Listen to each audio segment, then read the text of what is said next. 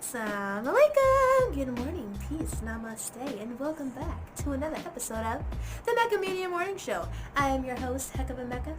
How are you doing this morning? Man, I am alright. Let me ask you a question. What the hell is namaste? What's that? It's another word for peace. In what language? It's Indian, I believe. Is it Indian? Like Native American? No, like from India. From India? Yeah. I don't know, you whispering. I don't know what the hell. You said like Indian Boulevard because you pointed No, like, right like over there. India. Oh, we in India. Why do you say that? Namaste? Yeah, why? I like it. It's peace. It's another word for peace. Oh, so you're trying to cross the boundaries of cultural boundaries. Yeah, so you Why didn't you say Hotep? Hotep. Thank you.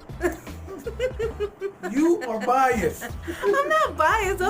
You're speaking Spanish over here, but you ain't speaking comedic science. That's just not one that I thought of. It's not. Sorry. Anyway, what you got for me this morning? I got some of that black coffee. Can I call it black coffee? Yes, you can. That's what you want? Yes. Okay, so you tell people what black coffee is. Black coffee is the morning motivation of the day. Black coffee is in its richest state, which means it's going to give you the most vitamins and minerals and nutrients for you to be able to operate properly in the morning. All the sugar and extra stuff, it helps, but it also makes you crash. But the black coffee is going to make you keep on going. So that is what the morning motivation is supposed to do, to give you everything that you need in the morning, to get you up, get you going, and get you right. Well, since you're dropping knowledge, and black coffee also give you high blood pressure. How about that? But it's healthy. It's healthy. It's a suppressant. Is it? For food suppressants, if you're trying to lose weight, drink you some black coffee. Black coffee is straight. Straight. That's okay. So you're going against Daddy already. Sorry, Dad. He said put some flavor in it. This is some flavor though. I think you let him know when you break it down. It's you putting the cream in it. The breakdown is the cream. I understand. So I'm gonna read it, and you always tell me what it means to you. Okay, That's gotcha. the cream. So Okay. let him know that. All right, go ahead, Dad. tell him right now. There you go. That's the cream. My breakdown is the cream. Okay. Put your little pizzazz. That's for you. All right, you ready? Yes. Sometimes the wrong choices brings us to the right places. I'm gonna say that one more time. Sometimes the wrong choices brings us to the right places. I would have to agree. Everything of evil or bad works for the greater good, even though we may not see. For example, I was about to go to college, right? I was about to go to Kent State. I had my classes booked. I was 2 weeks away from going to class. I had already stayed at the campus. I was ready, right? Well, actually, I wasn't ready. I told my mom, I'm not ready. I don't want to go. The reason being, I wasn't ready, but it was because of somebody else. So I didn't go to college. Well, I could have done all types of things. I could already have a master's degree and blah, blah, blah, but I didn't go. But I know that if I would have went, I wouldn't have chose the life route that I chose. Huh. So the Nation of Islam kept you out of college? No, it's not. I wasn't in the Nation of Islam at that time. It was my boyfriend at the time that actually kept me out. Not because he wanted me not to go, but because I wanted to keep an eye on. Oh, Lord, she keeping it real. She kept it 100%. Keeping it real. Right. But if I would have went, I wouldn't be the person I am today. And I would rather be me now than have a master's degree. I got a similar story. I was on my way to the Army. And somebody said, hey, I swear to God, you can join the Nation, Farrakhan's army. I'm like, what are you talking about? Farrakhan ain't got no army. I had no idea what he was talking about until I started paying a little more attention, and Farrakhan do has an army. That's right. Better yet, a Nation Navy. of Islam. You better say it. They sharp. We are sharp. Vanguard. Pun intended. Oh, well, there you go. I don't really know if that was a pun, but it just sounded right. So thank you for the morning motivation, and let us move into our daily information. And we get our news every single day from the reporternewspaperonline.com. So make sure that you go to the reporternewspaperonline.com and get your updates. So today we are going to be talking about Mayor Dan Horgan and Akron fire officials celebrate the opening of 2 new fire stations. Yay. What's happening in Akron now? Okay, so Yesterday, Akron Mayor Dan Horrigan, Fire Chief Clarence Tucker, and city officials celebrated the opening of 2 brand new fire stations in the city of Akron with community open houses and ribbon cuttings for each. Fire Station number 2 in Middlebury, 952 East Market Street, and Fire Station number 4 in downtown Akron, 81 West Thornton Street, are the first 2 stations to be rebuilt utilizing safety and streets funds from the 20.25% income tax increase for police, fire, and roads passed in 2017. Mayor Horrigan stated, "Of all the initiatives I've undertaken in my first term, I'm most proud of the passage of the Safety and Streets Tax and the way it is already transforming our city into a safer and more stable community. These 2 fire stations are dedicated not only to the men and women of the Akron Fire Department who so nobly protect our citizens every day, but also to the Akron citizens who support our first responders. Just as these firefighters and medics keep us safe, we must do the same by providing them with the facilities and equipment they need and deserve." And that's so true. Good knowledge. So you brought some news. You did straight up news. Yes. That was dope. News. So, hey, give it up for your mayor. All right. Only 2 claps? Yeah, Only 2 claps? But I will say, okay, dealing with the streets, come on, man. Akron has had the funds to rebuild the streets for a while.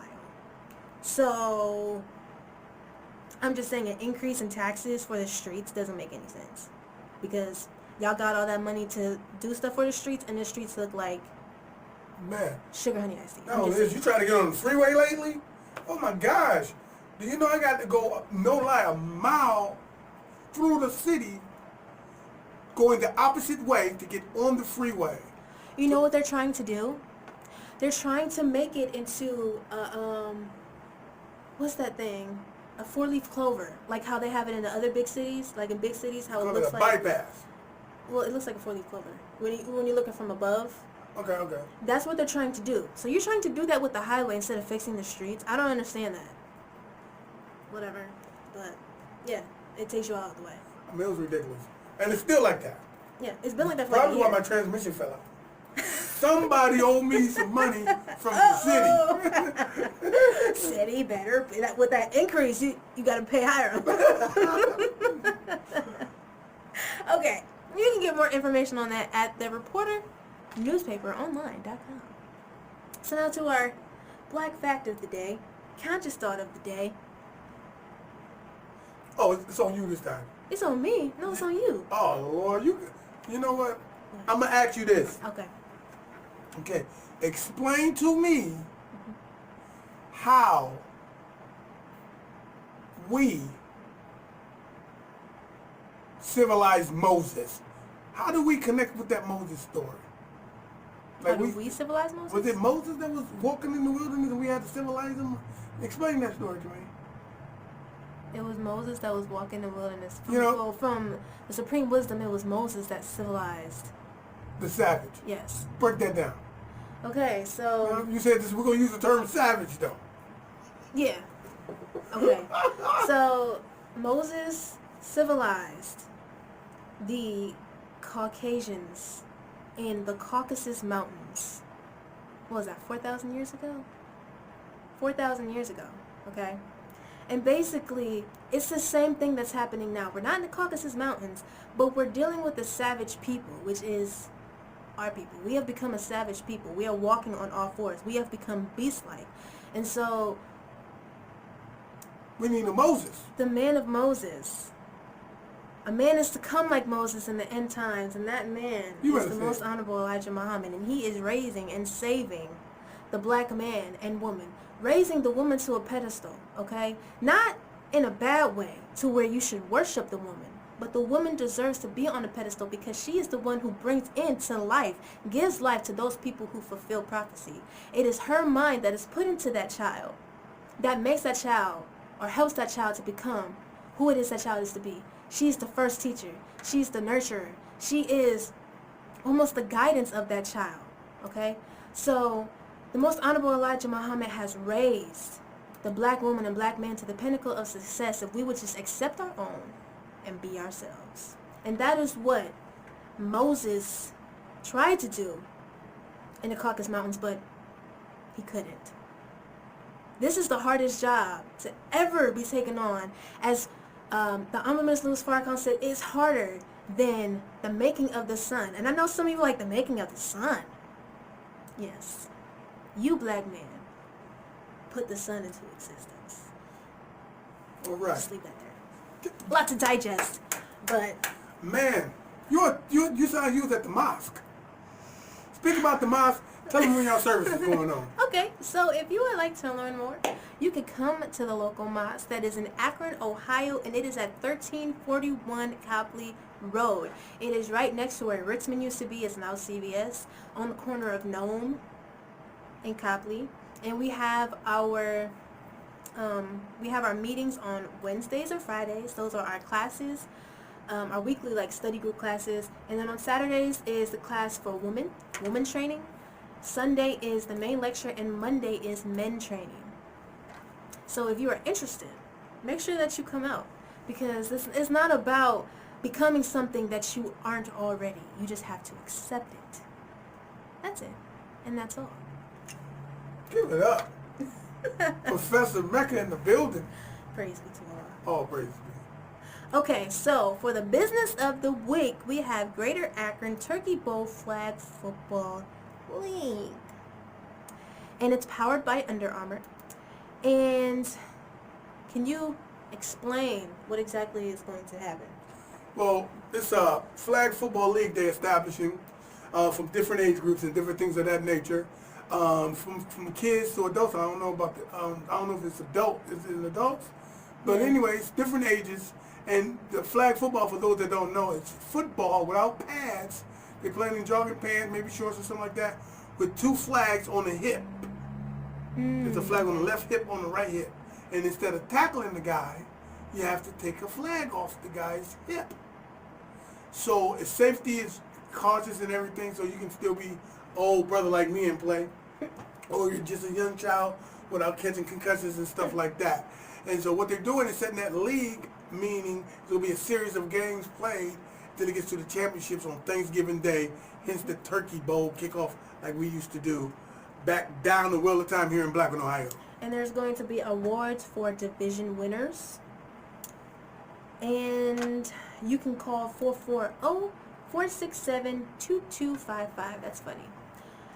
That's 440-467-2255, and you can go to akronhiphop.com and click the link so that you can sign up. All right, take us out of here.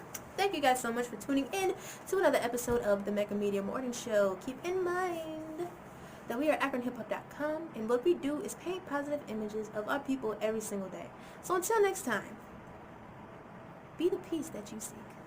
Peace out.